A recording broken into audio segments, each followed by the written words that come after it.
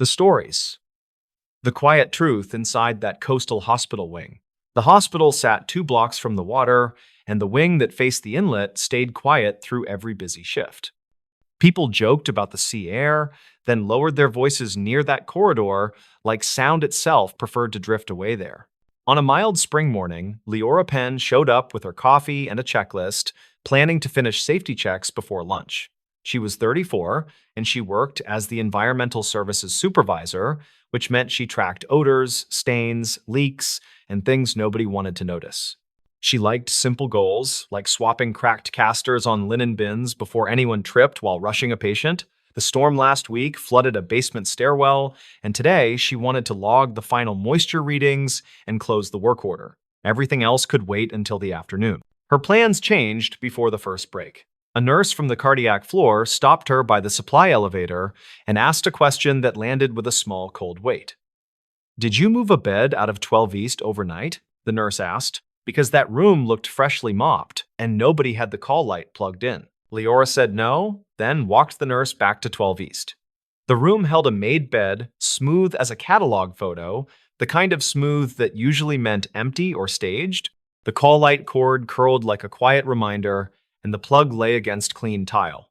The monitor cart blinked in standby, which was normal if a discharge happened, which the board said had not. She pulled her phone and checked the overnight service log. The log showed a water alarm cleared at 3:12, plus a linen delivery at 3:28, and the standard generator test at 3:30. Nothing about a bed move. The floor techs had signed off at 4, which tracked with the rotation. She felt the wing hush in her ears as they stepped into the hall. The hush was not spooky, just oddly firm, like the sound of a theater after the speakers cut. She remembered 2 other texts mentioning the same hush months ago, which she had written down as acoustic weirdness from the renovation. The walls from the pre-1980 edition met the newer drywall at shallow angles, which could bend sound enough to make a whisper vanish. The nurse pointed down the corridor toward rooms 14 through 20, which were half full after the storm transfers. "You ever notice the alarms sound softer here?" she said, "even with doors open?" That question turned a small worry into a task. Leora thanked her, then called Rafi Soto from facilities, who was 41 and worked nights on chillers and pressure monitors. Rafi said he could meet her after he ran a test on the pharmacy air handlers. She told him 12 East first, and to bring his handheld sound meter. While she waited, she checked the housekeeping closet and found a single wet mop hung wrong side up, which bothered her more than it should. The rag bucket held 5 clean tags, which meant 1 tag missing. She counted cart liners, then photographed the tag numbers, then texted her team group, which answered with the usual thumbs and jokes. Rafi walked in with his meter and a grin, then lost the grin when he heard the haul. He held up the meter while a monitor alarm chirped in room 16. The reading was lower than upstairs by real points, not just a little. He tried the code blue test switch on the mock panel, and the hallway speaker tone sounded like a phone in another apartment. They stood there for a quiet minute that stretched. She felt the cool push of air on her ankles, like a vent trying too hard. Rafi crouched and checked the gap under door 18, then looked at a ceiling return. "This wing was set for negative pressure during a flu surge," he said, "and someone forgot to return the dampers. That could pull sound into the duct runs." They both knew sound should not disappear completely, and hospital speakers had their own lines, but the observation mattered. Leora asked if maintenance logs showed damper positions. Rafi said the old building used manual marks with paint dashes after a storm, and sometimes those faded. He called his lead, who checked archived notes from winter. The notes reportedly listed a temporary negative pressure setting for isolation overflow and a reminder to reset after discharge. The reminder had no follow-up check line, which could be simple human miss and not a cover for anything worse. Still, the room felt staged wrong. Leora walked back to 12 East, then took photos of the made bed from 3 angles, partly habit, partly evidence. She opened the closet and found a folded patient gown without a size sticker, which was nothing by itself. She checked the Sharps container seal, then stepped into the bathroom and looked at the floor drain for silt patterns. The ring looked clean in a way that suggested a recent rinse, not a final deep clean. She called central coverage, and asked if a float nurse had swapped rooms overnight. The charge nurse checked dispatch logs for bed control and found a 1-minute call at 3:29 that dropped before anyone spoke, which felt like a butt dial or a cold finger hitting end. The caller ID showed the station handset in this wing. Leora went to the security office and asked for hallway footage. The officer on duty, a patient man named Colm Reyes, 37, pulled the clip from 3:15 to 4. They watched the split screens without commentary. At 3:17, a linen cart rolled in from the elevator without a staff badge visible. The cart moved slowly, with one wheel catching, which matched the caster she meant to swap today. At 3:19, the cart paused outside 12 East, then shifted, then kept moving toward the end of the hall. They watched for the badge reader hits that should flank every elevator entry on that floor. The system registered one badge at 3:14 from Raffi earlier, and one at 4 from a night nurse, and none for the cart. Colm explained that carts come up with drivers who badge at the service basement, then sometimes ride with a different staffer when floors swap loads. That could account for the missing badge, and also could not. They checked the service elevator camera and caught the same cart doors sliding open at 3:16. The elevator captured a slice of reflective plastic and the edge of a sleeve, no clear face, and the time overlay blinked because of the generator test. The overlay sync had drifted last week, which Colm was already fixing, which meant timestamps needed cross-checks against other clocks. Leora asked for a still from the moment the cart paused at 12 East. Colm printed a page with the grainy frame that showed the cart handle and a sliver of the room placard. She carried the print back to the wing and held it near the door under the light.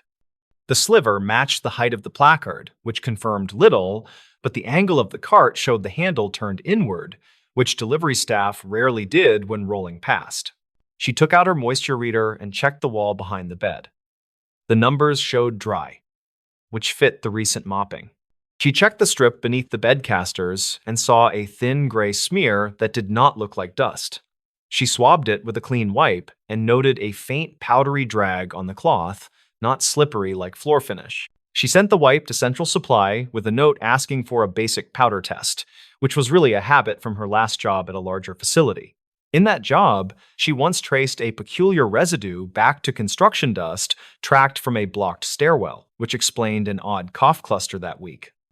She had learned that small housekeeping notes sometimes solved problems everyone else framed as strange luck. By late morning, she had a sketch of the corridor on her clipboard with marks for return vents and speaker positions. Raffi walked the ceiling path and found a junction where 2 return lines met above room 15, which could create a pressure sink if one line pulled harder. He said he would check the damper blades for manual marks, then pulled down a tile and sighed at a rusted screw. "This wing is like a ship that forgot how to float," he said, which she appreciated. A nurse from 19, an older man named Keaton Ward, 49, stopped by and mentioned something from Winter. He said he heard a voice on the hall speaker one night that sounded like a whisper on a phone, just one word that might have been wait. He filed the report with his supervisor and chalked it up to a bleed from the intercom test. He offered to show his written statement, which he kept in a folder because he kept everything. His statement matched the time when isolation overflow ended, which lined up with the damper story. Leora worked through lunch and built a timeline with the clearest markers. The service log showed an alarm at 3:12 and a linen event at 3:28. The call log showed a 1-minute station call at 3:29. The camera showed a cart at 3:19 by the hall feed with a possible overlay drift. The badge system had no hit at the elevator at 3:16, likely because of a basement badge only. None of that explained the made bed and the unplugged call light. She checked the oxygen cylinder rack in the utility room and counted 2 empties in the wrong slots. The exchange sheets said 4 full arrived yesterday afternoon, with 2 used overnight in rooms 17 and 20. That math should yield 2 full and instead showed 1, which could be a miscount or something more routine, like a cylinder staged for respiratory and not logged. She asked respiratory, who checked their sheet and said they had pulled 1 extra for a transfer that ended up canceled, and that the cylinder sat by a stairwell for 10 minutes while a therapist helped a patient. The therapist sent a note with the time, which was 3:25, which touched the period where things felt odd. By mid-afternoon, Central Supply texted back a photo of the wipe, with a small note. The powder fluoresced under a standard light test in a way that fit with foot powder or a powdered latex glove residue, not construction dust. That pointed back toward a human routine, not a leak from upstairs. The note did not accuse a person, and it did not need to. She went back to 12 East and sat in a guest chair and listened. She heard the sea through glass and vents, a soft hush without rhythm. She leaned forward and spoke into the empty room, a simple line that felt like testing a bridge. "If anyone adjusted your alarms to keep the peace, I will put them back where they belong." Rafi returned with a small rag of paint, marked with faded red dashes. He had found the damper blades set to a position used during winter isolation, which explained part of the quiet. He reset the blades to neutral, then ran the test tone again. The hallway speaker sounded like a real alarm finally, and two nurses popped their heads out with startled faces, which reassured her and annoyed them. They still had to explain the made bed and the unplugged cord. She checked the discharge board again and found no new names, just a morning transfer to imaging. She pulled archived calls and found another brief call at 3:31 from the same station that ended without audio, which now looked like someone purging a stuck line. Column radioed that he found a maintenance note from Winter that instructed staff to purge stale intercom channels after negative pressure resets, which nobody had repeated since. They called the linen contractor and asked about the overnight driver swap pattern. The contractor said his drivers usually wheel carts onto the elevator and ride to the target floor, but during generator tests, they sometimes stop one floor early and let a staffer guide the cart to avoid stopping between floors. He checked his dispatch sheet and found a driver note that said elevator stopped short during test, staff pushed to 12, all good. He could not give a name, only the time block. By late afternoon, the picture sharpened enough to make sense without drama. A generator test overlapped with a linen delivery and a damper setting that muffled alarms. A staffer moved a delivery cart, paused by 12 East, noticed the mop bucket, pushed the cart aside, and quickly mopped a spill. The staffer made the bed to help, then forgot the call light plug during the rush. The unplugged cord did not match best practice, which would be fixed with a reminder, not a report that accused anyone. The part that still bothered her had to do with the oxygen cylinder timing and the extra pause by the stairwell. She asked Colm to pull stairwell footage if available, which he did, and showed a therapist propping the door while holding a cylinder with one arm and shepherding a patient with the other. The patient looked steady, which matched a canceled transport returning to bed. The moment accounted for the missing cylinder, which returned to the rack at 3:43. She closed her notebook and wrote an incident review in plain language. The review recommended returning dampers to neutral after surge events, verifying hallway speaker levels during generator tests, and making a fast rule about plugging call cords before remaking any bed. She added a line about how lavender air freshener should stay out of patient rooms because it could mask odors that indicate a problem. She always added that line, and sometimes it stuck. Before she left the wing, the nurse from earlier walked up with a small, tired smile. "So, not a haunting," she said.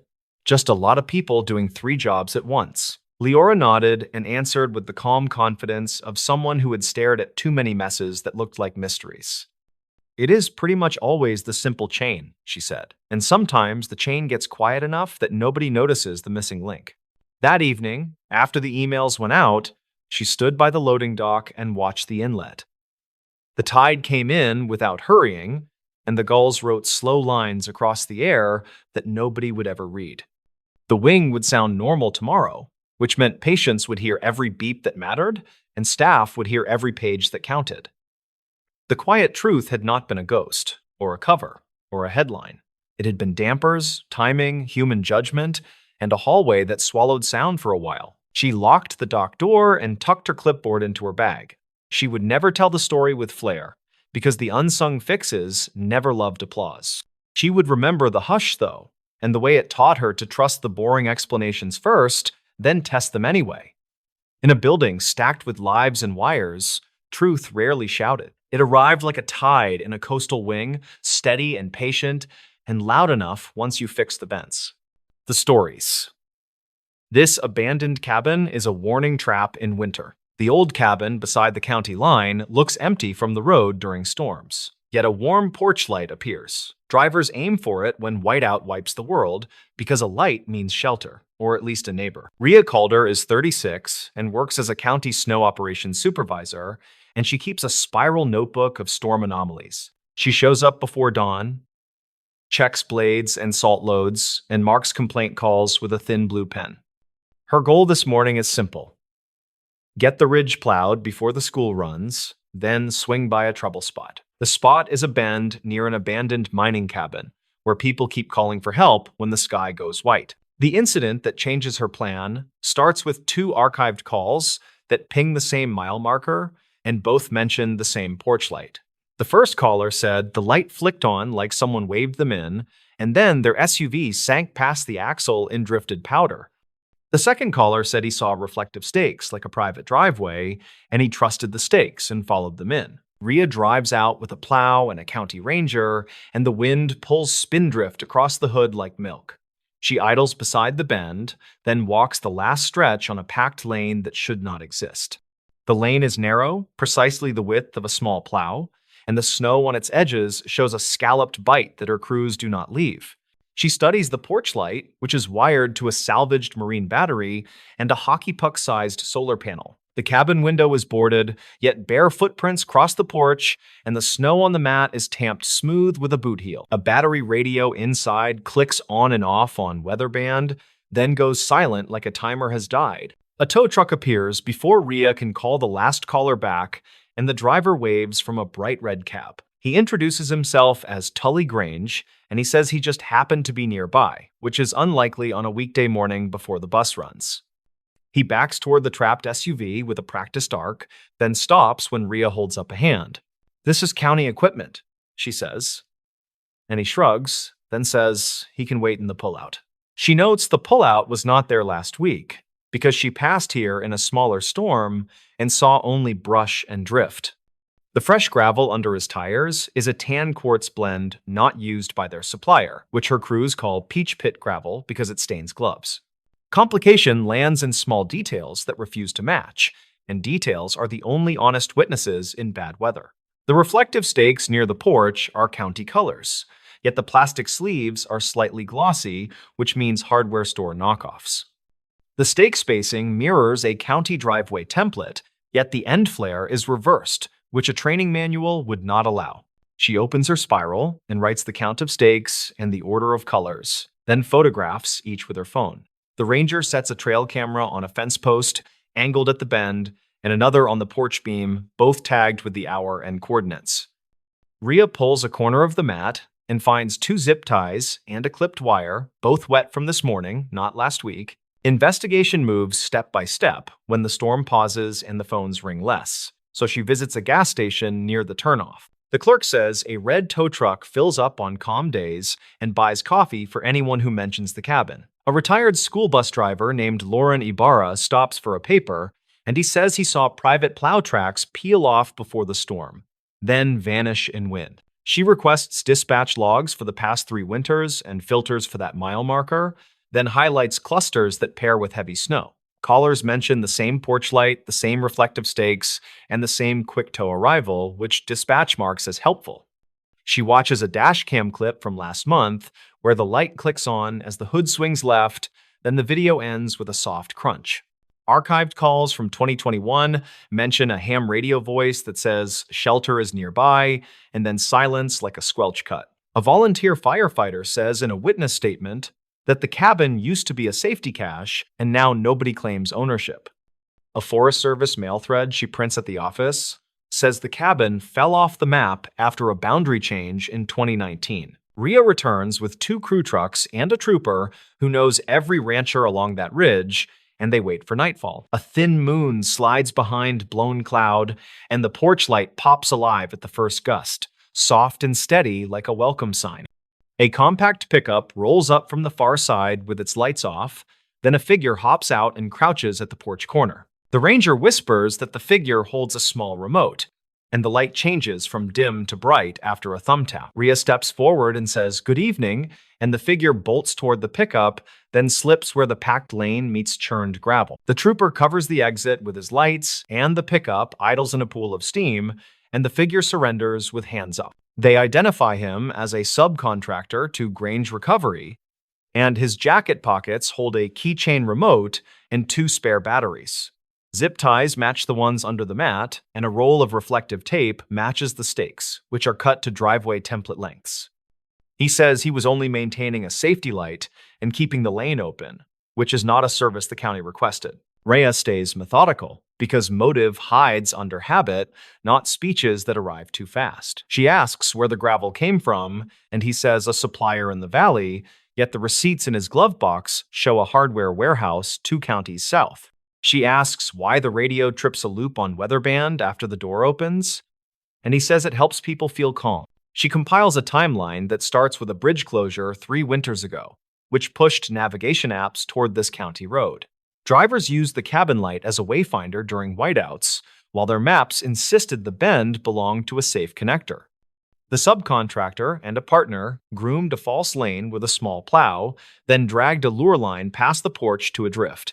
Vehicles followed the stakes and the shine, then sank where the wind always filled the cut, and then a tow contract appeared fast.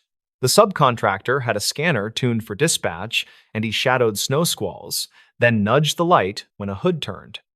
The porch light served as both promise and bait, a warning tone that pretended to help while herding people toward trouble. The twist clicks when Rhea notices something everyone else ignored, because details are stubborn and patient when money moves. The stakes used county colors, yet the white stripe appears cream at dusk, which happens when old tape yellows in cold. The county only switched to that tape after a backorder last spring, yet the stakes showed last winter, which means someone copied and refreshed. She pulls a photo from the first cluster of calls and zooms on a stake that leans at a slant near a spruce. A boot print sits at the base with a split heel pattern, and the subcontractor wears the same make, which the trooper confirms. The peach pit gravel under the pullout matches bags stacked in the pickup bed, stamped with a store brand not used locally. They bring in Tully Grange on a quiet afternoon, and he arrives calm, carrying a thermos with a sticker from a drag racing track. He says he never told anyone to follow that light, and he is right in the narrow way salesmen are right. He made sure the light stayed visible from the highway, and he made sure the false lane looked exactly like a private driveway. Rhea uses her spiral notes and dispatch timestamps and the dashcam clip to assemble a proof that a prosecutor can lift. The proof is plain. The lane grooming aligns with tow arrivals, and the light remote explains the synchronized porch glow.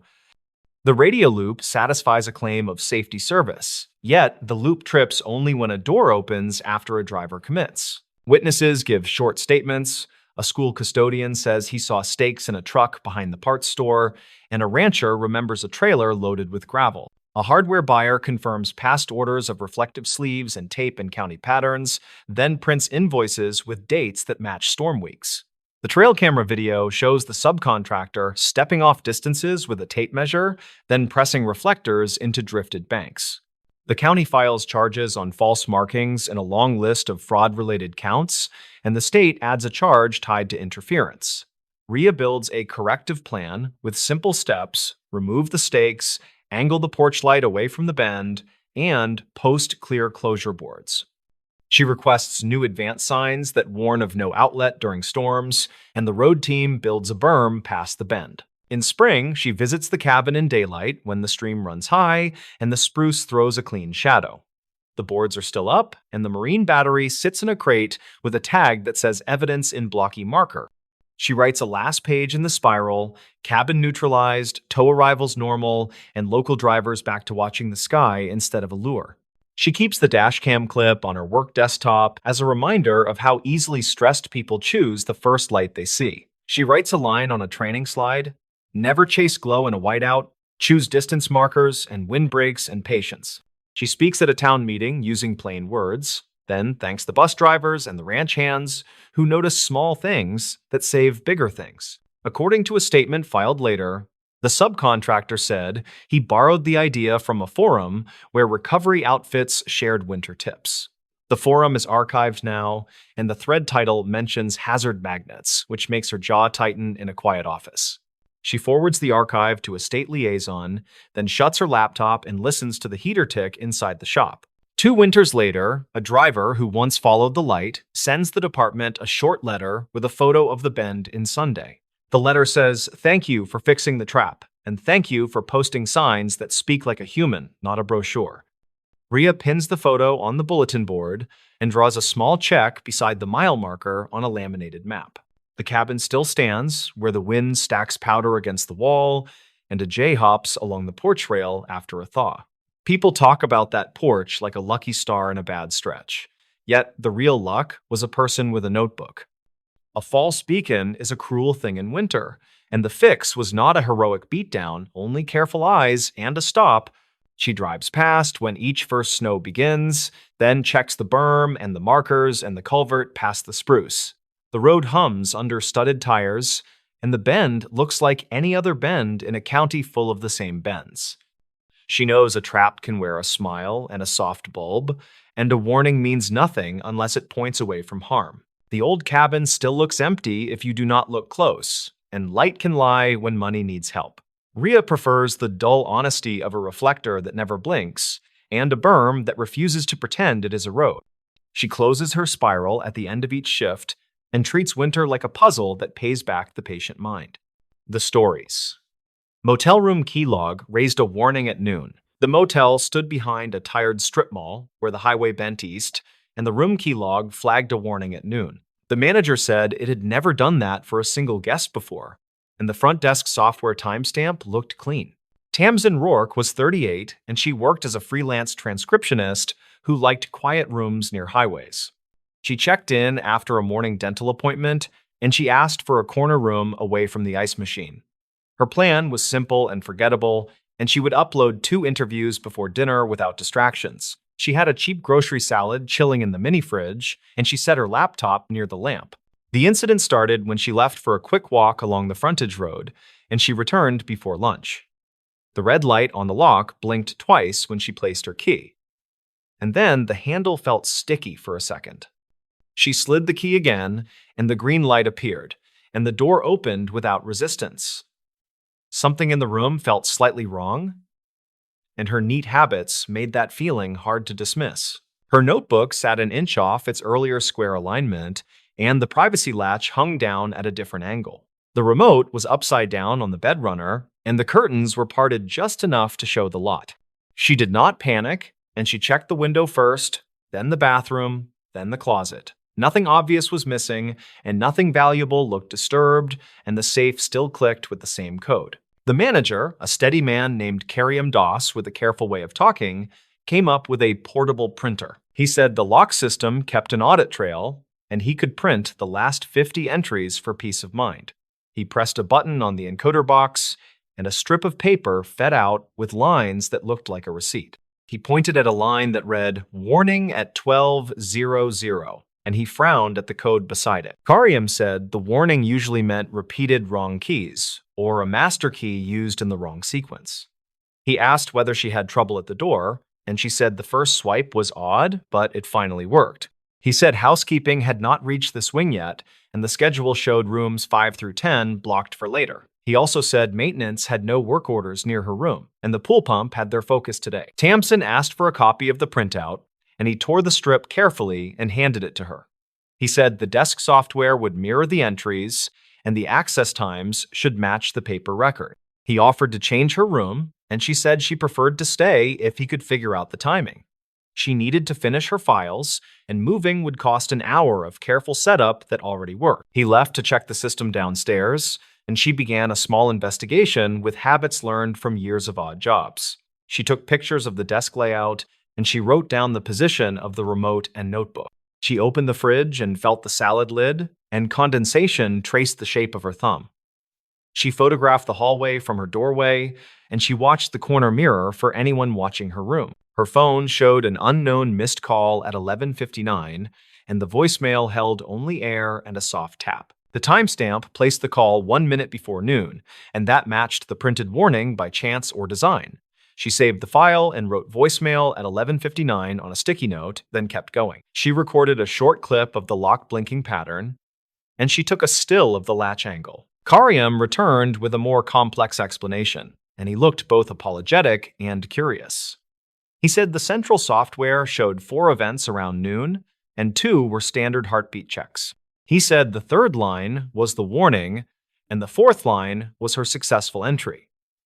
He said the heartbeat checks were normal, and his vendor insisted those never touched the door memory. She asked who else had access to the master keys, and he listed his assistant and the head housekeeper. He said the shift had started late because of a staffing issue, and nobody had departed the laundry room until after the storm warning cleared. He looked out the window for a second, and the clouds were breaking over the lot. He said he could pull camera footage of the hall, and he offered to show her right away. They stood in a back office that smelled like detergent, and a small monitor rendered yesterday like a shaky stage.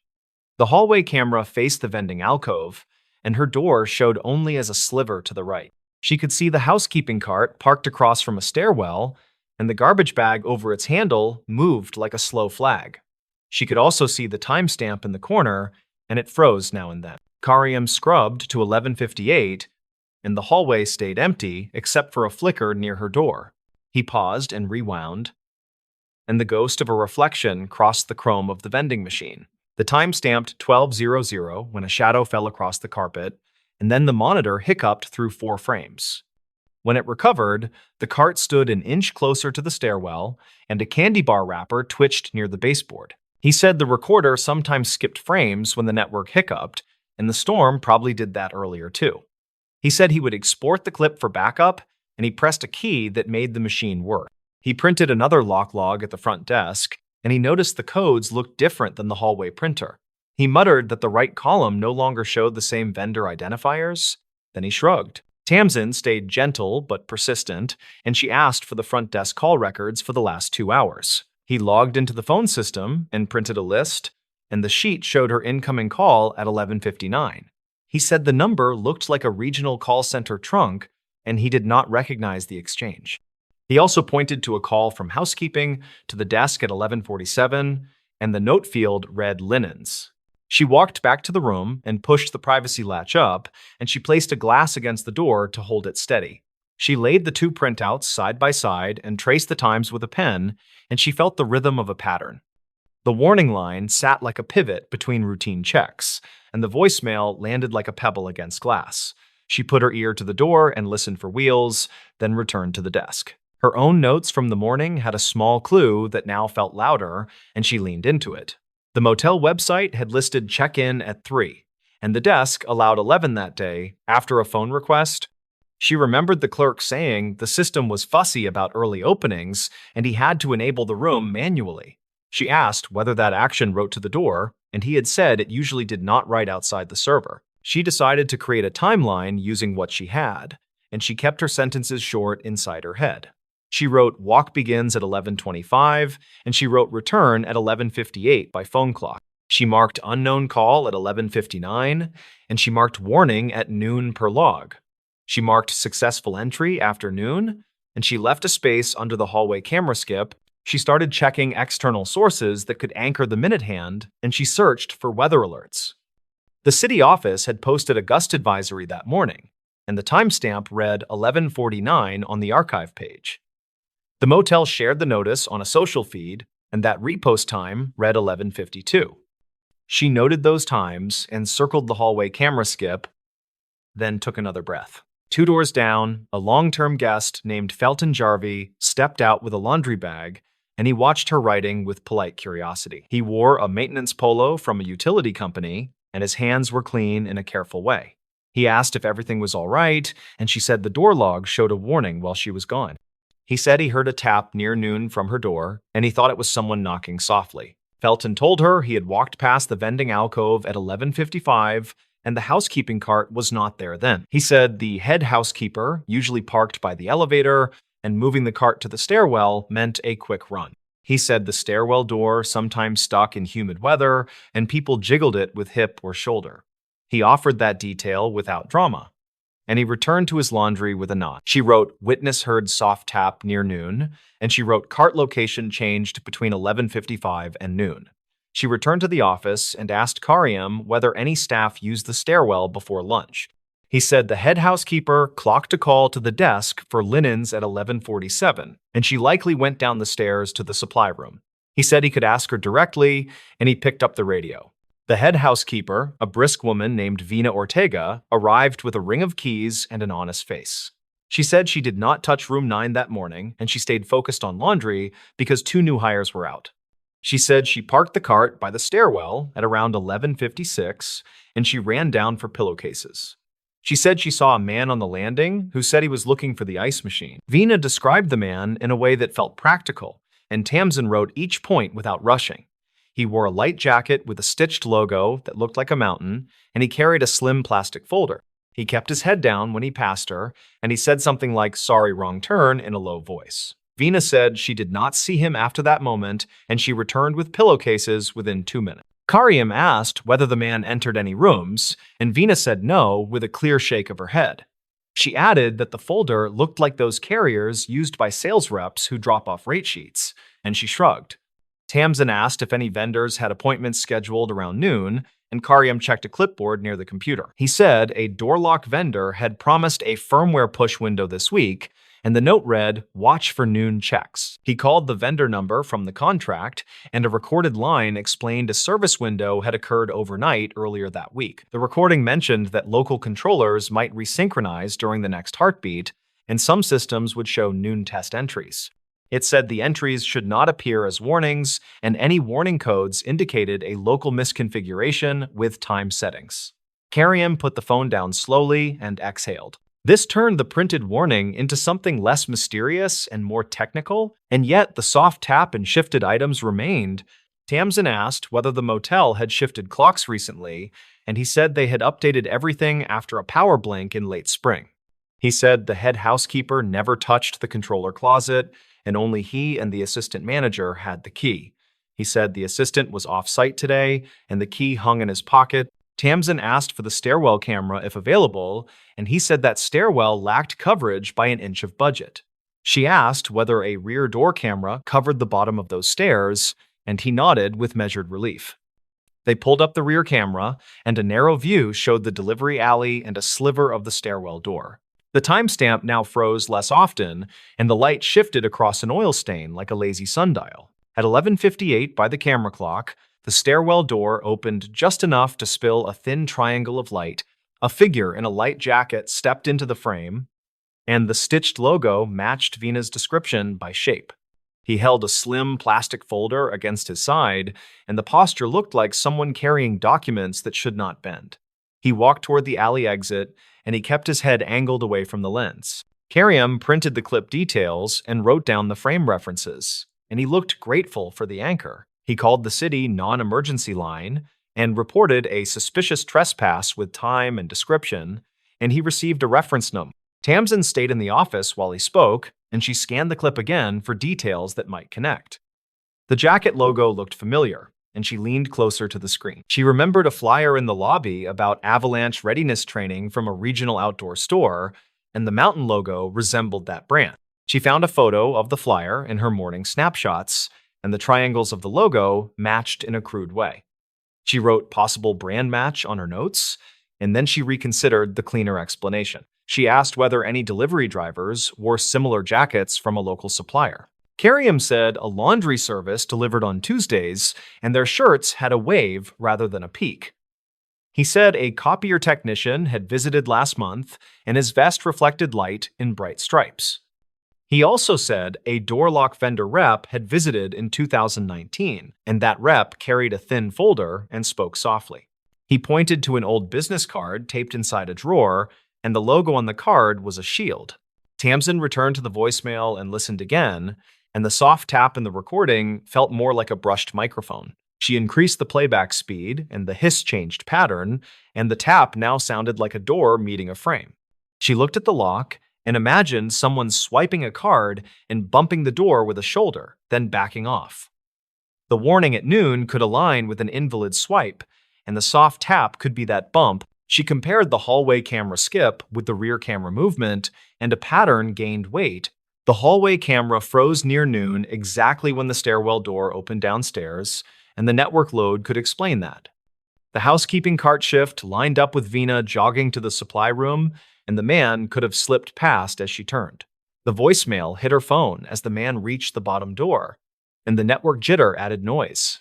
She also checked her own photos from the morning, and one showed the privacy latch at a different angle before she left. The after image showed the latch touching a scuff on the frame, and the before image left a finger of space. That meant someone likely opened the door enough to disturb the latch, then reset it with an unfamiliar hand. The remote upside down could be a subtle cue of a rushed search or simply clumsy housekeeping. The twist arrived when she noticed the line at the very top of the first printout, and she traced it with her pen. The header used a 2-letter time zone label that did not match the server region, and the offset would shift noon by 1 hour. The rear camera time showed one set of minutes, and the hallway printer showed another set on a slightly different clock. That meant the warning at noon really pointed to 11, and her walk covered that window. She told Karyam that the warning might mask an entry a few minutes earlier, and he nodded slowly as the idea settled. He pulled the controller settings and found a daylight rule applied twice, and the vendor menu allowed only one checkbox. He disabled the duplicate flag and printed a fresh log, and the warning line now read 11:58 after correction. That timestamp matched the voicemail and the rear camera movement on the dot. With the corrected time, the man in the jacket appeared at the stairs exactly when her door reacted, and the picture sharpened. Veena confirmed her quick run for pillowcases at 11:56 by wristwatch memory, and Felton's soft knock memory seemed solid enough. Karyam called the non-emergency line again with the refined time and the clearer description, and the dispatcher thanked him for the update. Later that afternoon, a patrol unit stopped by and reviewed the printed clips and the fixed audit trail, and they asked simple questions. They said a regional scam had targeted small motels by posing as vendor reps, and the goal was to test doors for forgotten valuables. They said the suspects favored just-checked rooms with early occupancy, and a front desk distraction sometimes played a part. They took the folder details and the logo sketch and said they would file a report. Tamsin finished her interviews with the door double-latched, and she kept one eye on the hallway mirror when grabbing ice. She moved her wallet to the safe and spread her notes across the desk, and the scene felt accountable now. She typed a short summary with exact times and saved every photo twice, and she kept the lock printouts flat under the clip. She handed copies to Karyam before dinner, and he thanked her in a tired voice. Before she slept, she replayed the day with a practical mind, and she measured her fears against the evidence. The door lock warning at noon had sounded alarming and mysterious, and the correction removed some dramatic weight. The network's skips created suspicion, yet they explained themselves when matched with weather alerts and stairwell footage. The man in the jacket had moved like a test rather than a charge, and his exit suggested caution over violence. The next morning, a call from the dispatcher confirmed a minor break at another motel, and the description matched the jacket and folder. They said nobody was hurt, and they had recovered a similar audit trail with the same duplicate daylight setting.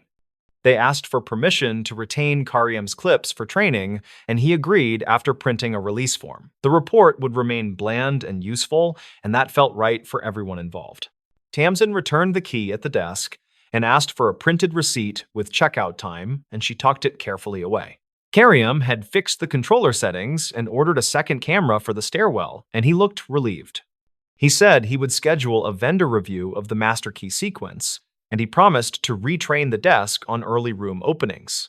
He thanked her again for being patient and methodical, and his posture finally eased. She drove away with the highway steady and uncomplicated, and the motel shrank in the rear view until it was another box. She told herself that most mysteries feel bigger when unnamed, and this one had a tidy frame now.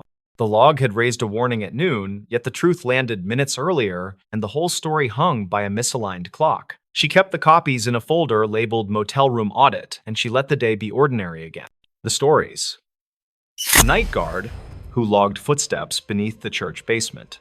He logged the first footsteps at 2:14, then again at 3:05, and nothing about those times made sense.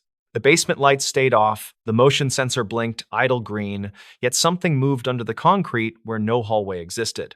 The night guard was named Alaric Boone, age 54, a retired freight dispatcher who took quiet work after his divorce. He covered the overnight shift at a weathered church on a bluff, a place with a gym, a pantry, and a low stone basement.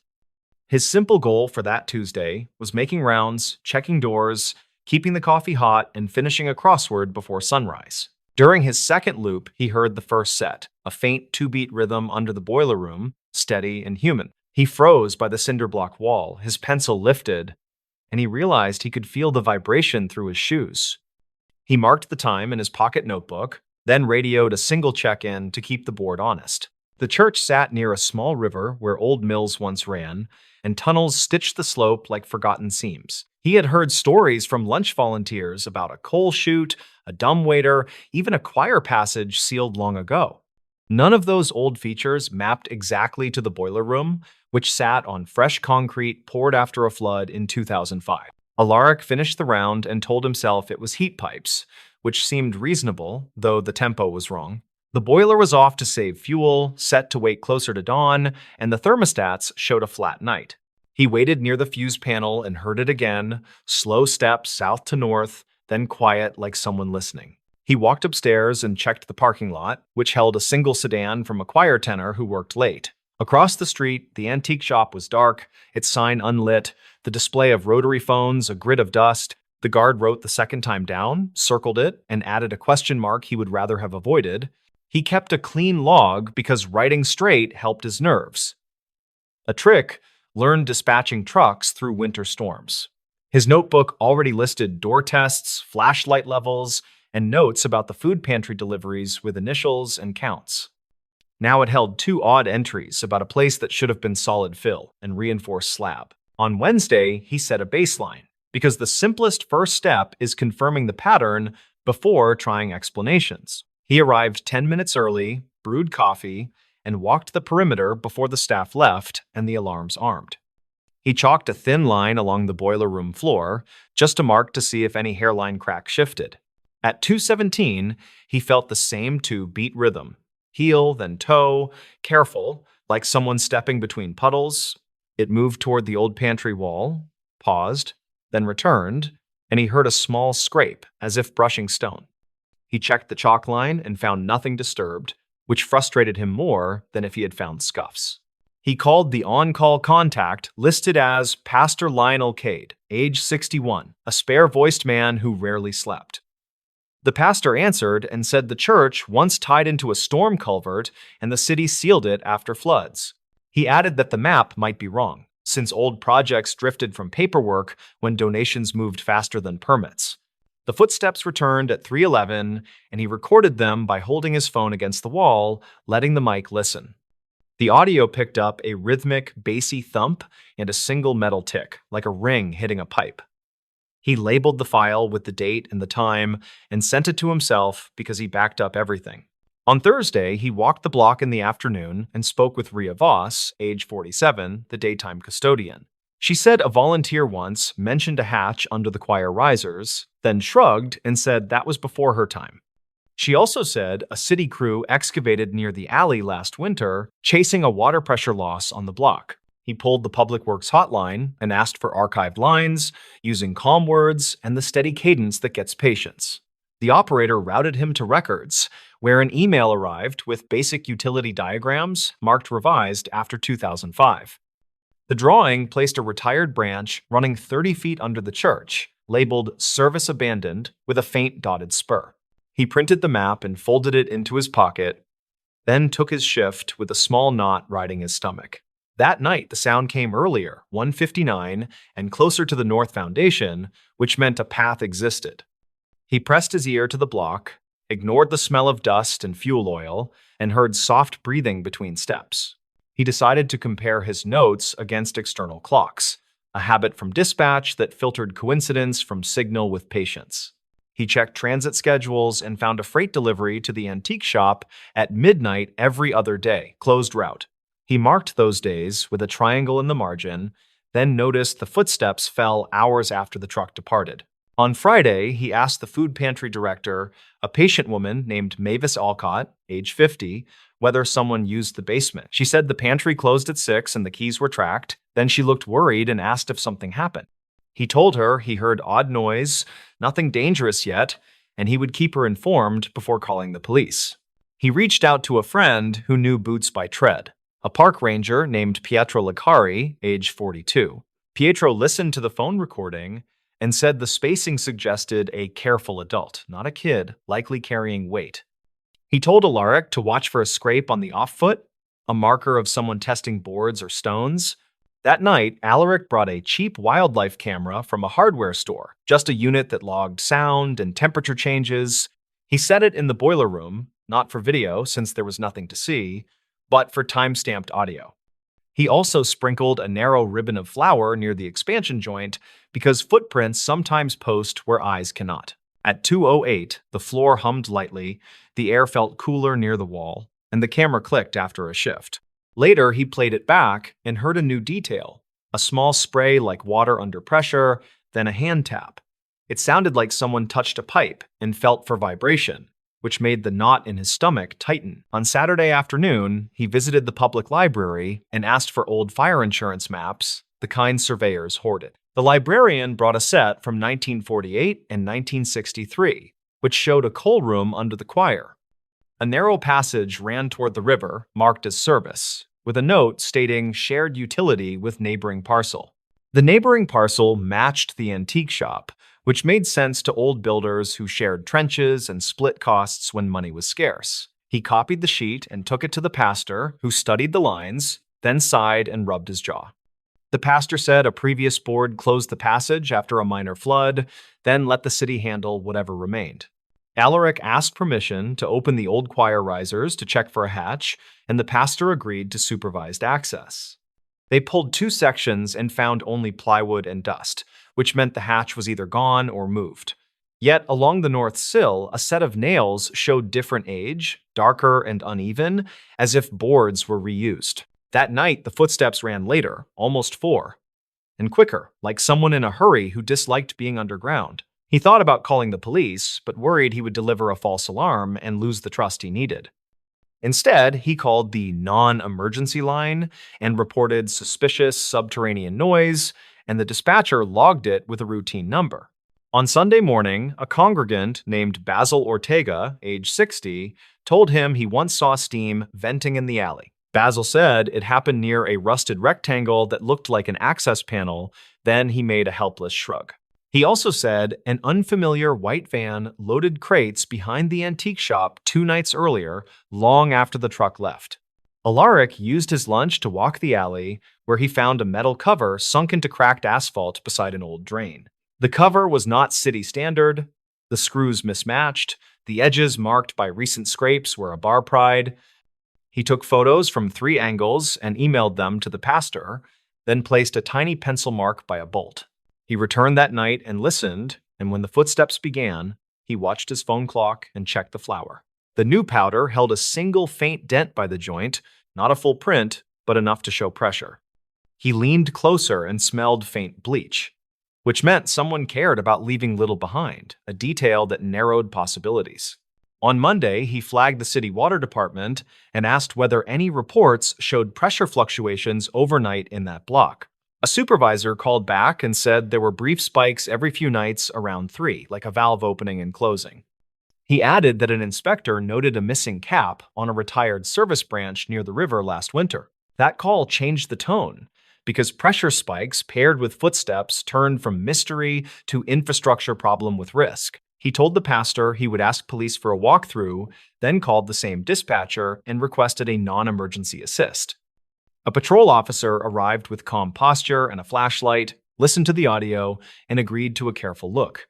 They checked the alley cover first and found the pencil mark missing, replaced by a fresh smear of dirt and oil. The officer requested a utility truck, and a crew appeared with a wrench and a portable meter that hummed softly. The crew measured sound through the cover and picked up flow. Not strong, but a whisper moving in pulses like breathing. They paused for a supervisor, who arrived with a locked case that held a camera snake used on drains and conduits. The team fed the lens past the cover and into a rough concrete passage that curved toward the church foundation. The view showed shoe scuffs on the dust, then a brass T-valve patched into an old water line with tape. The supervisor killed the street feed, then pointed at the tape and said someone had no license for that kind of work. He also said a misthreaded cap could vent gas from the adjacent service, which shifted the conversation from curiosity to hazard. The officer requested a second unit to secure the block, and they cleared the alley while keeping voices low. Inside the church, Alaric stood by the boiler room while the utility meter ticked, confirming a slight pressure bleed through the slab. The footsteps started again, softer this time, then stopped when the water cut out, which pinned the pattern with confidence. He radioed the officer, who whispered that someone was still down there, then signaled the team to quiet. A darker shape glided past the camera lens, and a hand reached to the valve, then froze when it found no resistance. The hand wore a thin mechanic glove with a tear at the knuckle, a detail that stood out like a flag. The officer announced presence through the cover, voice firm without volume, telling the person to stay still and breathe easy. A minute stretched heavy, then a voice answered, shaky and tired, saying he was stuck because the valve handle jammed. The team opened the cover and escorted out a man in his late 30s, pale, layered in dust and damp. He gave his name as Trenton Vale, age 38, the owner of the antique shop across the street with deliveries. He said he entered the old service passage months ago after a plumber showed a way to run a supplemental water line. He said he needed pressure for cleaning and steaming items, though his meter and bills did not match the usage schedule. He admitted he liked the privacy, then insisted he never touched the gas, which the utility crew would later verify. They checked his shop and found a narrow door behind a rack of film cameras that opened onto the same cracked alley. There were wet footprints on the threshold, hex-patterned soles with a little drag on the right, matching the sound spacing. There was a box of brass fittings, a saw with minimal filings, and a cardboard tray holding mismatched valve caps. At the station, according to the later report, he told them a contractor left the tool and he only learned by watching. He said the passage felt safer at night because the street was empty and he liked the quiet under the church. He also said he heard a bell once through the stone and timed his movements between scheduled campus patrols. The city documented the patched valve, sealed the retired branch, and fined the shop for unauthorized connection and trespass through utility right-of-way. The gas line near the valve showed no tampering, which eased everyone, though the near miss tightened throats along the block. The police shared a copy of the dispatch log, noting the initial call as checked and secured. Ulrich printed the log and glued it into his notebook beside the first pencil scrawl about the 2-beat rhythm. He added a short summary, stating that the footsteps tracked to an illegal water tap under the slab, then paused. He wrote that the timing aligned with utility spikes, and the alley cover thread marks confirmed regular access before the shutdown. The pastor thanked him in a staff meeting, with witnesses confirming calm handling and careful records that guided city response. Rhea patted his shoulder and said the flower idea was odd and smart, then promised to mop where he dusted. Mavis delivered coffee and said the pantry would have closed for days if the water had been fouled by sediment. Pietro called and laughed softly, saying the drag heard in the recording matched the right boot scuff found at the door. He said the pattern on the sole looked like an old surplus boot, hex blocks that turned slick on damp concrete. He liked that a simple tape recorder pinned a path better than a dozen guesses and said, "Well done." Weeks later, the utility crew returned and filled the passage with flowable mix, a gray slurry that hardens without voids. They left a small marker in the alley for the map, a stamped square showing the retired line and closure date. Inside the boiler room, the floor stayed quiet. The green light blinked the same, and the chalk line gathered dust. People asked Alaric if he was scared while listening to footsteps underneath, and he always answered with a half smile. He said fear is different from alert, and alert is what he used when tracking trucks through black ice before sunrise. He also said the quiet afterward felt heavier than the noise because silence makes you question whether you imagined everything. He kept the notebook in his locker and reread the first pages when he doubted why small details matter during routine nights. The triangle marks still sat by the delivery days, and the circles still highlighted the times that repeated like a clock. He had added a final entry, stating that listening is a skill, and that meters and maps are companions. Trenton kept the shop open under a suspended operations agreement, limited hours, supervised water, and a written promise about deliveries. He came by once with a receipt and asked the pastor to sign a community service form for repair work around the lot. He paused near the boiler room door and stared at the concrete, then thanked Alaric without meeting his eyes. Alaric nodded and said, "Take care." then wrote a line later that night about how people choose their own pressure. He meant water and he meant life, and the line read corny on the page, so he crossed a word and moved on. He folded the notebook closed, poured fresh coffee, and walked the church perimeter while the river hummed under the bluff. He still listened in places others ignored because careful listening had made a map where drawings ended and footsteps began. He carried the printed utility sketch until the paper softened, then kept the new revised copy with the closure stamp. He filed both in a manila folder labeled basement under the church, just a marker in case memory failed years later. In his mind, the story stayed simple. A man heard footsteps where no hallway should run and wrote the times carefully. The notes pressed outward into witnesses, maps, meters, and one rusted cover that told the truth when a bolt turned. The payoff was not drama, but a good fix, which is better, and the quiet afterward made sense again. The stories.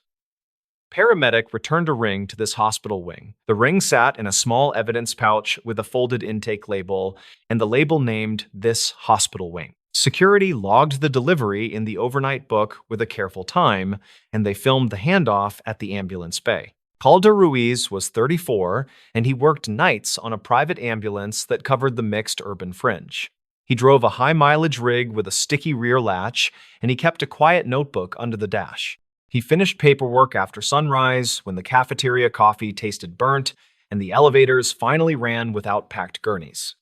His simple plan for this morning made sense, and it fit the tired mood of the shift. He would drop the ring, sign the property line, and clock out before the traffic built. The ring was a plain yellow band with a shallow engraving, and the engraving read LK and May 14. He did not remember any patient who mentioned jewelry, and their overnight calls were ordinary transfers and one shortness of breath. The band came from under the bench cushion during cleanup, and he spotted it when a pen rolled and tapped. He pocketed the pouch because it felt wrong to leave it, and he headed for the East Wing desk. The East Wing used to hold telemetry and a step-down, and now it served as a rehab overflow when beds ran tight.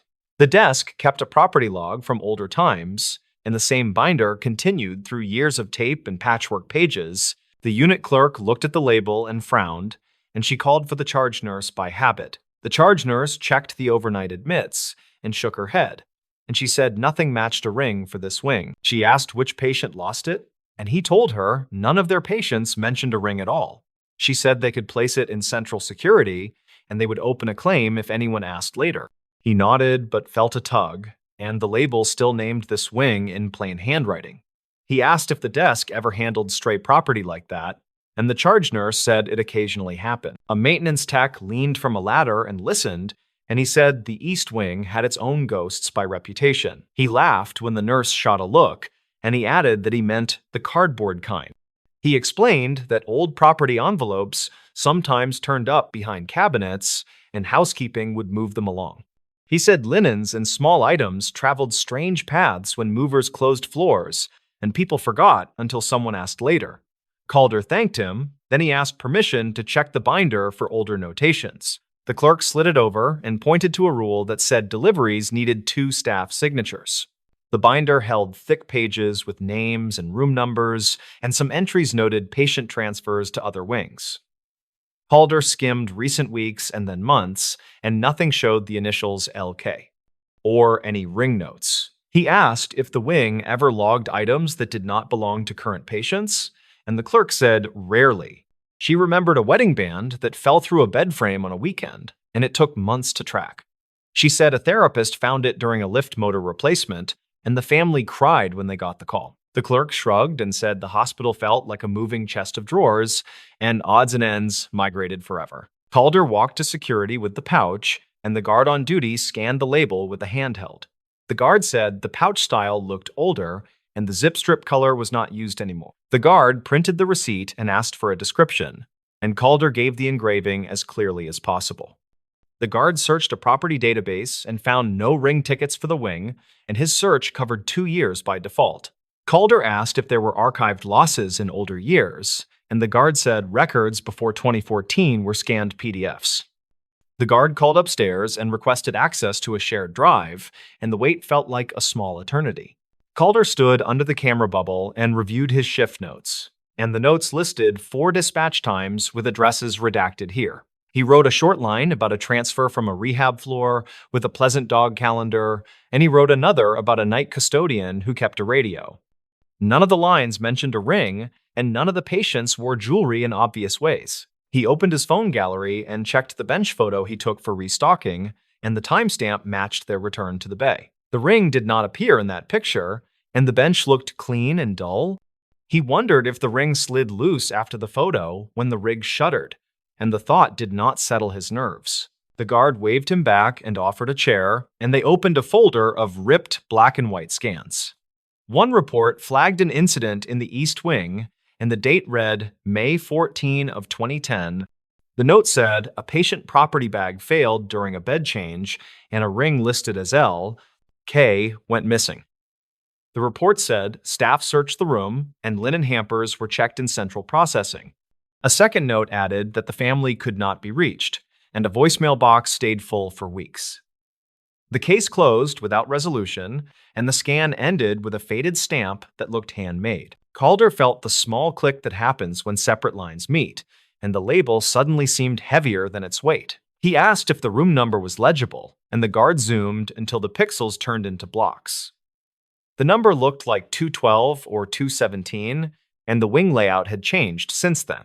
The guard said maintenance might have an old map, and a shop supervisor kept binders in a cage downstairs. Calder thanked him, and he asked to make a quick copy of the scan for his crew file. The guard printed the page and stamped a copy line, and he urged Calder to keep things simple with the wing. On the loading dock, a housekeeper pushed a rolling cart, and she mentioned hearing about a ring on the radio. She said her aunt worked here years ago as a transporter, and her aunt remembered a family who asked about LK. The aunt thought LK stood for Lena Kovacs, and that name showed up on a donor plaque somewhere. The housekeeper stressed that it was just a memory, and people mixed up stories after long shifts. Calder thanked her and asked which plaque she meant, and she guessed it could be by the therapy gym. He made a note with a star, and he promised nothing beyond a respectful check. Maintenance loaned him a binder with a taped spine, and the old East Wing diagram showed rooms from 190 to 230. A paper tab marked a wall removal year in 2005, and the spaces had been reconfigured since that renovation. The diagram showed linen chutes and mechanical closets, and one chute lined up behind the current rehab gym. Calder compared the faded room to a modern corner, and the old room 212 would be near the therapy office. He felt the workable line appear, and it had more gears than luck. He thanked the supervisor and returned the binder, and he set off toward the gym. The therapy office had a bulletin board with service pins, and a small photo showed a woman in scrubs named Kovacs. A caption said she ran a staff fundraiser in 2011, and the photo looked like a copy of a copy. Calder asked the receptionist if Miss Kovacs still worked there, and the receptionist said she retired years ago. The receptionist checked a directory and found no current contact, and then she opened a drawer with old alumni notes. She found a folded program from a memorial tea, and the newsletter said, Lena Kovacs lost a husband early. The print used careful language, and it did not mention the ring or the initials. Calder felt a chill that did not belong to superstition, and he asked security if he could call the number on the old scan. The guard said the number probably died years ago, and he recommended the hospital volunteer office for family links. Calder went there and explained the situation, and he kept details minimal and careful. The volunteer coordinator listened and nodded, and then she showed him a book of donor inscriptions. She pointed at a plaque near the rehab gym, and the name said, Kovacs Family Therapy Garden with a small leaf icon. She said the family sometimes visited during late summer, and she could pass a message through a general email. Calder returned to the East Wing desk and asked again to log the ring, and he added the old report number on the form. The charge nurse read his notes and raised an eyebrow, and she asked whether this was a lost patient or a lost object. Calder answered it was certainly an object, and he was trying to avoid making anyone hurt again. She stared at the band through the plastic and then nodded, and she initialed the line for custody. She called linen services and requested a search of older chutes, and she asked maintenance about a recent vibration test nearby. She then told Calder she appreciated the thoroughness, and she would add her number to the receipt. On his lunch break that arrived at almost noon, Calder called his partner from the shift and asked about the bench cushion. His partner said the cushion ripped months ago near the latch, and small things sometimes fell into that hollow void. He said he once lost a pen that rolled out 3 weeks later, and they both laughed about the gremlins. Calder asked if any hospital staff had borrowed their transport stretcher recently, and his partner said rehab used it during a power test yesterday. The partner said the rehab techs pushed the stretcher over a threshold that made the whole thing shudder. Calder pictured the ring jumping free inside the cushion, and the moment drew a simple line through time. He walked to biomedical engineering and asked about the rehab stretcher loan, and the tech on duty pulled an asset report. The report showed a loan to the East Wing therapy office, and the return time matched their arrival last night. The tech said the stretcher had a known rattle in the side rail, and small items could migrate if they slipped. Calder requested permission to inspect the rail, and the tech handed over a hex key with a cautious smile. He removed the end cap and tipped the rail, and a dust mix fell with a soft hiss. Nothing else emerged, and the ring hypothesis remained just that. And yet, it still felt reasonable. Calder tried laundry services next and asked whether a ring could travel from a chute to a truck and back. The supervisor said it happened rarely, and a ring could ride a torn bag to a cart and escape later. The supervisor said older chutes sometimes released surprises when motors kicked, and vibration made lost things walk. She said one time a pager chimed from a folded blanket, and everyone jumped because the model was ancient. She wrote down the ring details and promised to ask her staff, and she asked for the property receipt number. Calder thanked her and climbed the stairs because the elevator seemed suddenly crowded. A retired nurse named Myra arrived for a flu shot, and she recognized the old pouch design at the east desk. She said those pouches vanished after 2012, and she used to seal them with a blue strip. She looked at the initials and stopped, and she softly said Lena kept her maiden name for work. She remembered a shift when a patient requested a chaplain, and afterward a ring went missing from the bag. She said they turned the room upside down and found nothing, and she cried telling the family that week. She asked whether the ring was truly here now, and the charge nurse said it was in security as of this morning. Calder asked whether Myra could share a statement, and she agreed to write a short note with dates as best she could. Her handwriting looked steady for a long history, and she described a bed change and a linen swap. She recalled a code earlier that day in a nearby room, and equipment had moved through the hallway quickly. She said carts piled up while everyone managed the chaos, and the chute doors swung as orderlies cleared hampers. She noted that Lena worked that corridor and often stayed late, and she kept paperwork near the therapy office. Myra ended by saying the family did not push a complaint, and the grief felt huge enough already. Calder added the note to the property file, and he asked security to copy the PDF and the asset report. The guards stapled everything carefully and wrote a short chain of custody line, and then he called his supervisor. The supervisor arrived and listened without interruption, and he nodded at each small connective piece. He said it sounded plausible that the ring traveled by linen or by stretcher rail, and the return timing fit. He asked whether anyone had reached the Kovacs family, and the volunteer office answered that a general email was sent. He decided the ring should be placed with the wing director for now, and then returned when the family responded. Calder walked the ring to the wing director with the charge nurse, and the director unlocked a small safe by the desk. The director read the file twice and looked out at the therapy gym, and he seemed to count years without words. He thanked Calder for not turning this into a story beyond the facts, and he said the path felt honest. He said sometimes the building kept tiny traps from old renovations, and objects slid back into daylight when ready. He placed the ring pouch on a velvet pad, and he wrote the time and his name with a careful hand. He said they would hold the ring in the wing, and they would make sure the right people heard. That afternoon, a volunteer returned with a printed email, and the message contained a phone number that still worked. The director asked Calder to stay as a witness, and they called the number on speaker in a quiet office. A woman answered and identified herself as Mira, and she said she was Lena's niece by marriage. She listened to the summary and asked a few precise questions, and her voice shook on the second. She said her aunt still wore a thin band and a chain, and this sounded like her husband's original ring. She said the family visited the garden plaque every May, and they never stopped asking about a lost ring. They met in a neutral conference room with frosted glass, and the director set the pouch on the table. Mira brought a small photo from 2010, and the ring in the picture looked like the one in the pouch. She asked to hold it for a moment, and then she breathed as if she had been underwater too long.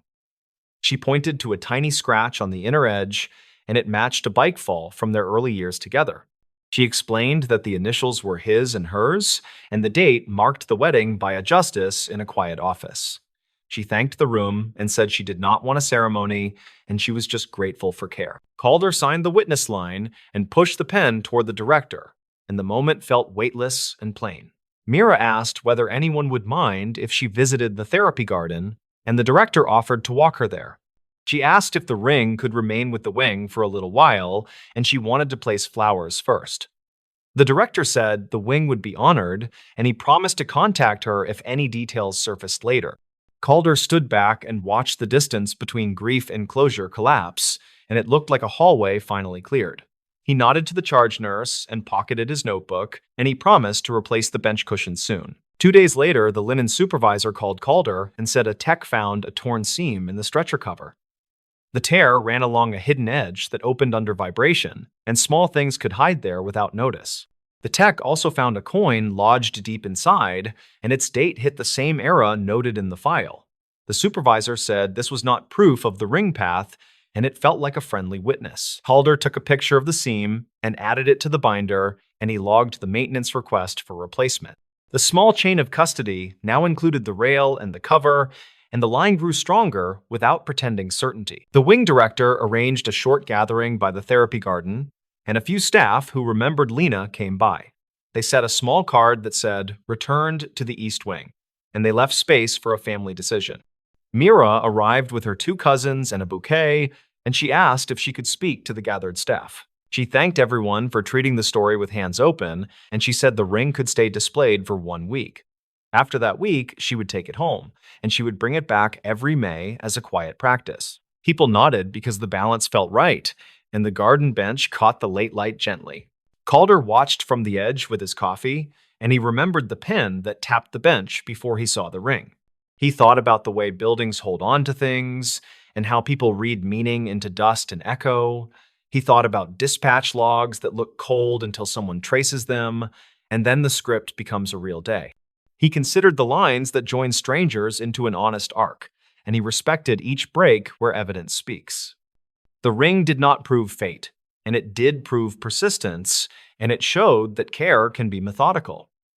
He left the garden before the applause faded, and he headed for the bay to start another shift. On his next overnight run, he noticed the new bench cushion, and it no longer swallowed dropped pens into hiding. He kept his notebook on the dash and wrote a line about the East Wing, and he kept the words simple. He wrote that a ring once traveled the hospital like a seed on wind, and the wind finally stopped here.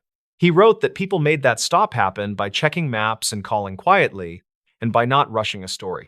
He wrote that the wing felt different now, and the difference came from patience more than any grand event.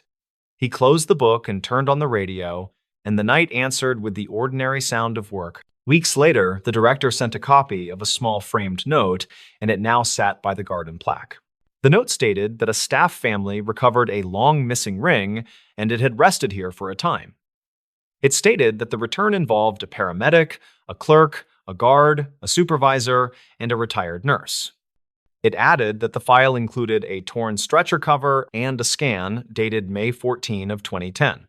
It invited no legend and made no claim beyond the chain of quotes and receipts, and it felt right that way. Calder clipped the note into a shift binder and smiled, and then he got called out for a routine transfer. On the way past the East Wing doors, he slowed and looked in, and the desk lamp made the binder glow.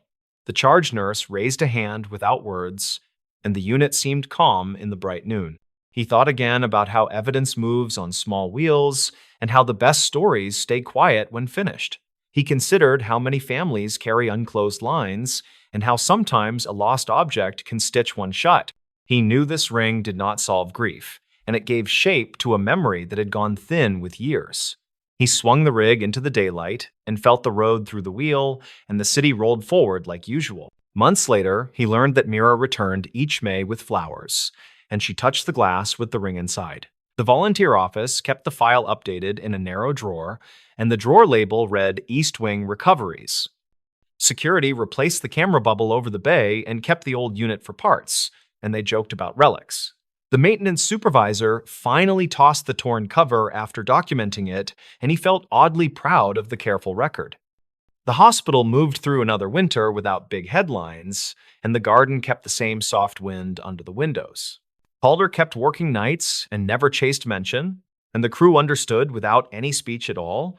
He still told new hires one short version during checkout, and he kept the details clear of romance. He said a ring with initials LK turned up under a bench after a stretcher loan, and the label named this wing. He said the date on the old report matched the engraving, and the linen path explained the long delay. He said good records and patient calls made the circle close, and that promise is why they log everything. He said someone cried without making a scene, and that is how truth usually presents itself at work. Then he pointed to the property pouch drawer and the fresh bench cushion, and he told them to check twice. Calder visited the garden once more after a busy night, and he stood alone before the building woke completely. He watched sun slide across the plaque letters until the leaf icon warmed, and the quiet felt unearned and good. He thought of how small choices build bridges that do not announce themselves, and then one step reveals the span. He remembered a retired nurse who wrote a careful line and a housekeeper who shared a family guess. He remembered a guard who kept files neat and a director who knew not to fill silence. He placed his palm on the cool railing and chose no grand meaning, and he simply wished everyone a gentle day. The ring returned to this hospital wing by documented steps, and the steps were ordinary and human and steady. The story did not need a mystery beyond time and movement, and it showed how rooms keep modest promises. He considered that a bench cushion, a torn cover, and a faded scan can hold a family together again. He thought that is enough for any place built to heal, and he walked back to the bay without speaking. He started the rig and checked the lights, and the reflections blinked across the wet asphalt. He breathed, then he rolled toward the morning traffic, and the work met him with the same quiet weight. The stories.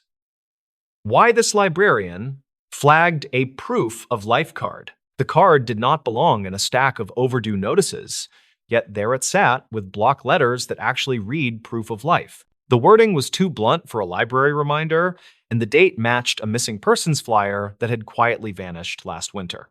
Maris Kerner was 39, and she worked the morning desk at a small community library in a prairie town that had long trains and big skies.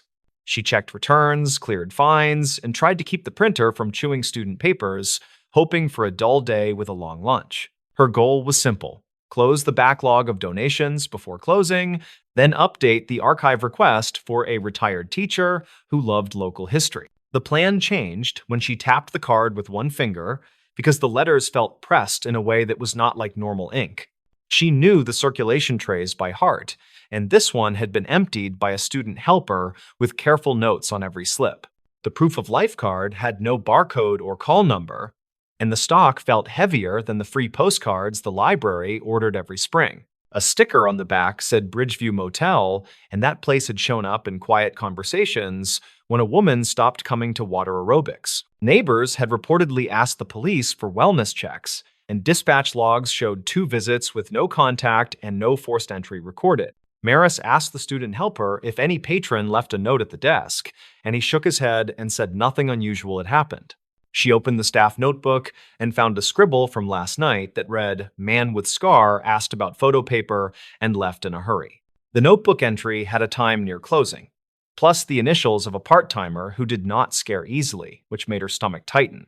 She made a photocopy of the card, then slipped the original into a book cover to keep it flat, planning to ask her supervisor after lunch. The timing gnawed at her because last night rain had cut the power for 10 minutes and the cameras blinked back with their clocks wrong. She checked the FOIA camera on the old monitor by the office door, where a green light flickered like a tired firefly across the screen. The video showed a tall figure in a work jacket standing at the flyer board, then turning toward the desk before the feed glitched to static. A minute later, the screen returned, and the figure had moved behind a pillar, which made no sense since that area was staff-only after hours. She printed stills from the footage and laid them beside the card, noticing the jacket pocket shape that looked stuffed with something flat and stiff. The card edges had faint gray smudges, like they had been handled with dusty hands, and one corner showed a tiny sticker that looked torn. She peeled lint from the sticker and saw a number, which matched the last digits of a local hotline used for flood relief long ago. Her supervisor was out on an errand, so she decided to document everything, knowing she was not a detective, but details kept people honest.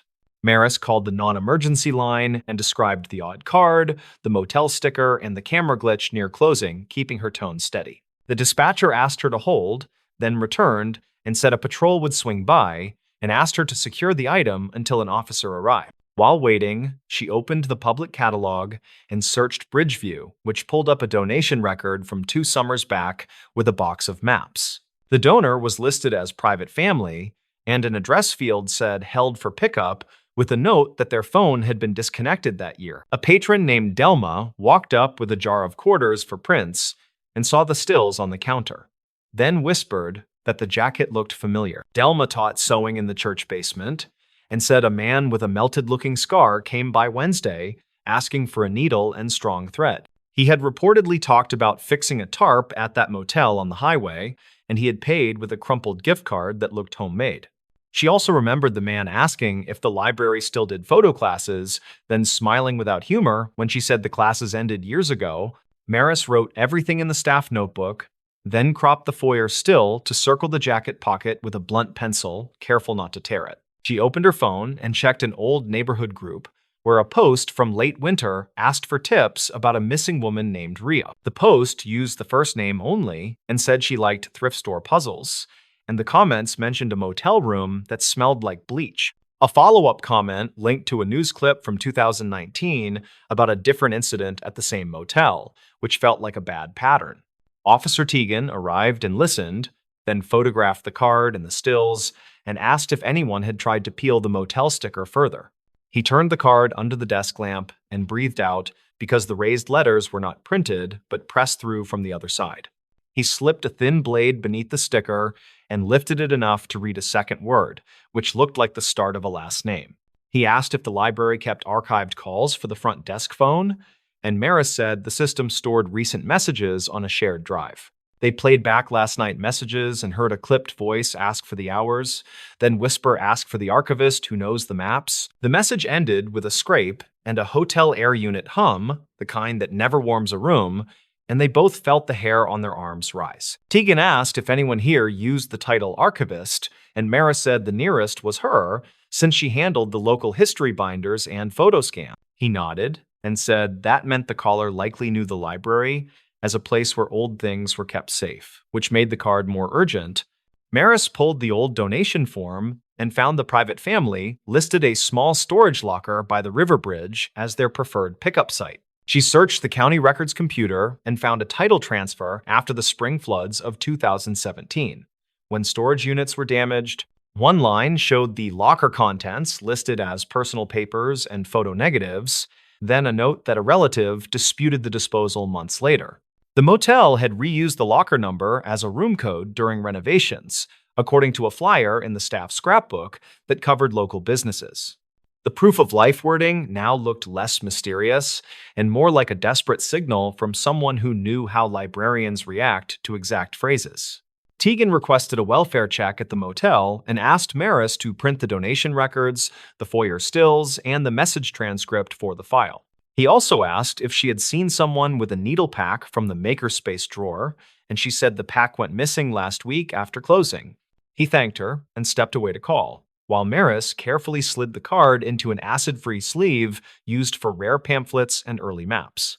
A maintenance worker named Oren came in to fix the humming light over the copy station, and he noticed the motel name on the sleeve.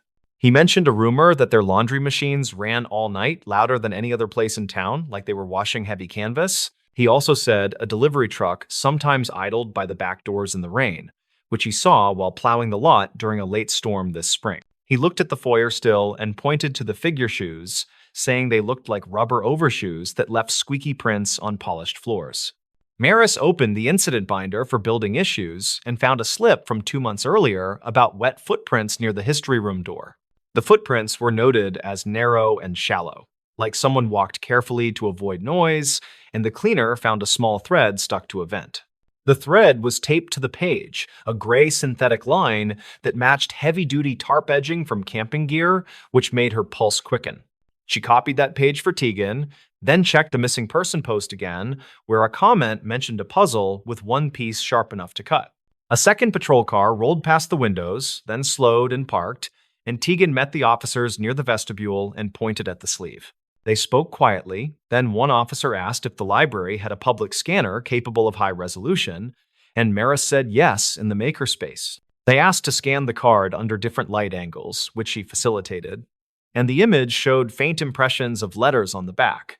The letters formed a simple phrase, which read, "Keep the lights on," and beneath it, a date from late winter, which matched the first storm week. The motel manager arrived with an officer, having been contacted for a consent check, and he looked nervous as he scanned the card in the stills. He said the scarred man was not staff, but he rented a weekly room, paid with a prepaid card that never seemed to run out, which sounded odd. He also admitted that a housekeeper found a stack of cut postcards in a trash bag and that he told her to toss it because business needed calm. He finally said a guest had reported a blinking red camera in the vending room, which he had not installed, and that the wires led to a locked door. Maris asked if the vending room had a public table where people leave free magazines, and the manager nodded and said the table was always crowded. She remembered the library boxes of maps donated by the private family and wondered if those boxes ever made it to storage, given the flood note. Tegan connected the details aloud, saying someone could cut old map postcards and press letters by hand, then seed them where a librarian would find them. He said the phrase "archivist who knows the maps" pointed directly at the library, not the police, probably because the caller feared being dismissed. The officers requested to check the motel with the manager, while Tegan asked Maris to remain available by phone and to document any visitors. She nodded and watched the patrol cars pull out, then went to the makerspace scanner and increased the light angle on the card once more. A faint watermark appeared, not from the library, but from a local print shop that closed in 2015 after a family illness. She called the shop number, which now forwarded to a nephew, and he said remaining stock from the shop had been sold to a flea market outside town. Maris drove her own car on her lunch break to that flea market, a windy row of sheds with tables covered in tools and blank cardstock. She asked a vendor about heavy postcard stock, and he pointed at a box labeled "Miscellaneous Prints," which included 2 stacks with the same watermark. Under the stacks, she found a small roll of black camera tape with faint dust, the same tape the library used to secure cords along the baseboards. The vendor said a man with a scar bought similar stock days ago and paid cash, and asked about a motel discount that no one had heard of. Her phone buzzed with a text from Tegan that said they found a hidden door behind the vending machines, which opened into a laundry tunnel. He wrote that a woman had been located on a cot with her hands taped, alert and speaking, and asking for a librarian by job title. He added that the woman was taken to a clinic and that she confirmed she made the cards on old map stock to get attention without causing panic. She had placed the card in the library because she remembered a winter program where librarians showed how paper holds impressions from firm pressure. Maris returned to the library and sat at the staff desk, quietly letting the fluorescent hum settle back into its usual dull chorus. She wrote a detailed account for the file, starting with the first odd feel of the letters and ending with the clinic update from Tegan. She noted each source she had used, including the archived calls, the FOIA footage, the staff notebook, the donation records, and the local forums. She kept the tone factual and steady, because stories grow teeth when you rush them, and details keep those teeth from biting the wrong person. Tegan came back near closing and thanked her, then asked if the card could be logged as evidence, with a copy kept for internal records. She agreed and placed the sleeve in a labeled envelope, then printed a plain copy for the library binder and returned the stills to the folder. He told her the woman would be interviewed later and that she had given a first name only and asked that the librarian not be publicly named. He also said the scarred man had left during a shift change and that nearby cameras picked up a truck with a tarp that matched the gray thread. Maris locked the FOIA board and removed early flyers that were no longer current, then called the part-timer who wrote the notebook entry. The part-timer said the man with the scar waited during the lights outage, then moved with purpose, like he knew where cameras were blind. He had asked one odd question, which was whether the library kept proof cards for photo projects, like some places did before digital was everywhere. She remembered telling him no, then watching him smile without humor before the power returned and the hallway smelled like wet rubber for a moment. The library closed on time, and the night outside felt clean after the afternoon wind cleared dust from the air and pushed the clouds east. Maris sat in her car and listened to the engine idle, thinking about how people reach for words when they are afraid and choose them carefully. Proof of life is a phrase borrowed from terrible stories, yet it also names the basic promise that someone will be seen and counted. A card is not much, yet it travels well, and it can slip into a tray or a pocket and carry a message past careless eyes. In the following week, a quiet update landed in the local paper, calling the event a welfare recovery with cooperation from community partners. No names were printed, and no hero language was used, which suited Maris, who believed steady attention beats loud proclamations most days. The library ordered new bulbs for the foyers, reset the camera clocks, and updated the incident binder with a page that stressed prompt reporting. They also added a simple note at the desk that said unusual items should be logged and secured, which felt small and useful at the same time. The motel changed ownership according to public filings, and the new manager posted a notice that laundry hours would end before midnight. Tegan later said a search found a stack of cut map cards behind a panel, along with black tape and a binder clipped with motel receipts. The binder held phone numbers written in large, shaky script, and a single printed line that read, "Keep the lights on," which now felt like a prayer. The woman who had asked for a librarian agreed to give a short statement through an advocate, thanking staff and neighbors for noticing quiet things. Maris kept a copy of the card scan behind the desk, not for display, but for training new helpers on why details matter even on slow days. When a patron asked how the week was going, she said it was steady and that they were tidying up the archives and fixing the foyer lights. She added that the library was a good place for messages that needed safe hands, because people here dealt in proof every single day. Then she went back to checking returns, because the work rolls forward, and a day with quiet shelves is often the loudest kind of relief.